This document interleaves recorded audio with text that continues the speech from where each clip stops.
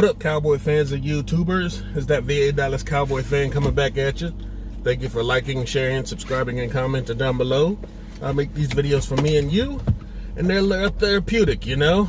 Makes you have to reorganize stuff since we have a new coaching staff. Like I said, I wanted to re-up my free agency list because it has changed since Garrett and them are gone. So let's look at our quick list starting today with the corners. Of course, everybody knows Byron Jones and Anthony Brown are free agents, and also CJ Goodwin. Now, you don't talk about him because he was used very sparingly on the defense, and that's only if, you know, the injuries towards Brown and Jones when he had to sit out a couple plays here and there, or Cheeto when he had to sit down a couple plays here and there. Other than that, he's a special teamer, and they don't really regard him highly, you know, because he is a special teamer. But, you know, if he comes back on the cheap, they'll probably take him just to have that insurance. The guys we do have currently under contract are Cheeto, Jordan Lewis, Donovan Alumba. After that, you got undrafted free agents Deontay Burton, Chris Westry, and DJ White. Now, the last three you probably haven't heard too much from.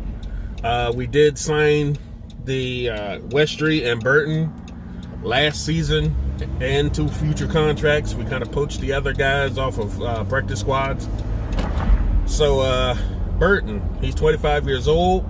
He's 6'2", 205. You know, one of Chris Rashard's kind of guys. He's out of Kansas State. He was an undrafted free agent. And he comes by way of Atlanta, Green Bay, Houston, Indianapolis. And while he was with Atlanta in 2017, he actually switched positions from wide receiver to corner. Now, it hasn't really, you know, helped him gain any traction as far as getting on the depth chart or getting on the game day rosters. He's been bouncing around a bunch of practice squads ever since he was drafted. Well, undrafted. So we'll just have to see how, you know, him and the rest of the guys do in the training camp and preseasons. Because if we don't draft any corners, which more than likely, if we do, it'll be probably one of the way later rounds or more undrafted free agents later on as camp bodies. But that'll be their time to shine. And if we don't retain Byron Jones or Anthony Brown, that means somebody's going to have to step up, right? So that's looking more and more likely as far as Jones goes, that he's going to hit free agency. And they'll probably keep Anthony Brown at a discounted rate. He's not the best corner, but he's solid, basically. And until this injury, he wasn't, you know, he played most of his games he was active for. Chris Westry, he's 22. This is definitely a Chris Rashard guy because he's 6'4", 199 pounds. So he's got that lanky length that he loves, the height and natural ability. He's undrafted out of Kentucky. Now, he's a rookie, so we've been having him on the futures contract. So we don't really know too much about him. More than likely, camp body, maybe special teamer if he makes the team. Then you have DJ White, who was drafted in 2016 in the 6th round by Kansas City. Now, he's bounced around from Kansas City to Indianapolis to Washington to Philly to Atlanta. So he's been around the NFC East a lot, but he's only made practice squads. So he hasn't really seen any game action against us, and we haven't really seen him in game action against us. He's 5'11", 193 pounds, and he's 26 years old.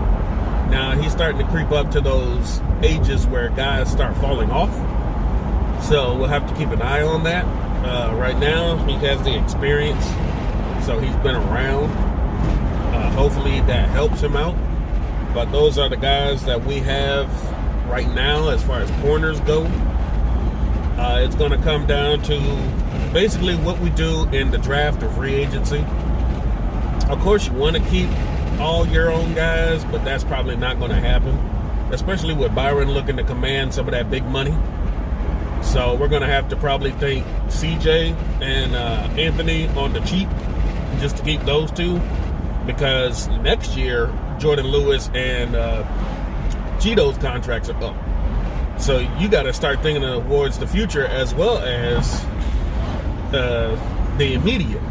And that's kind of hard to do when, you know, you're looking at a Super Bowl window of maybe 2 years.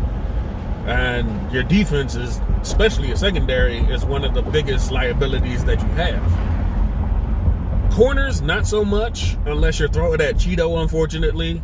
Hopefully the new training staff will teach him to turn his head around so he can intercept more passes. Byron Jones does not intercept passes, but he is in position to deflect, knock down, defense any ball coming his way, which ain't too often. So that's a good thing. He shuts down one side of the field, and you want to have that kind of lockdown corner, but that kind of shut down, you know, the label of it is going to make him top dollar. Even though, like Troy Aikman has said, and our secondary coaches, if you can't intercept passes or have the threat of intercepted passes, what good are you? That's great. You can pass deflect all day, but if you ain't picking them off and helping the offense get the ball back or scoring a pick six, you're basically just any old Joe Smo on the secondary. You're not a ball hawk like they want, and that's what we're trying to get to. So we'll just have to see what exactly they're looking for when free agency opens and the draft comes around. Because there might be some set type prototypical guy that they like. We know Chris Rashard and the kind of guys he wanted, and that didn't work out so well. Byron Jones got by on natural athletic ability. Unfortunately, he was a safety for his first couple years, so that kind of messed him all up. Cheeto and Jordan were good. Unfortunately, when Chris Rashard came in, he found that Jordan Lewis wasn't his size. It wasn't his type. And so he was relegated to a backup role. And unfortunately, he never got to flourish like he should have been. And you see in the limited action he does get, he's a playmaker. He ain't picking off passes. He's making plays behind the line of scrimmage or sacks or, you know, fumbles. But he's being underutilized, basically.